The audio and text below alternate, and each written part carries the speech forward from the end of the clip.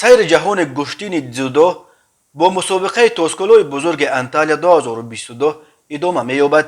این مسابقه با اشتراک 535 ورزشکار، 319 مرد، 216 زن از 65 دولت دنیا از روزهای یکم تا 3 اپریل در شهر انتالیا ترکیه دایر خواهد شد. کمیته ملی المپی تاجیکستان روز 31 مارس خبر داد که در مسابقه توسکولوی بزرگ انتالیا 2022 8 پهلوان از تاجیکستان نیز اشتراک میکنند. اینها مرزوت صوفیف، ابوبکر شیروف، شعباز سید ابراروف، سامان محمدبیکوف، کامرانشاه استوپیریان، جهانگیر مجیدوف، ابوبکر اکابر، تیمور رحیموف.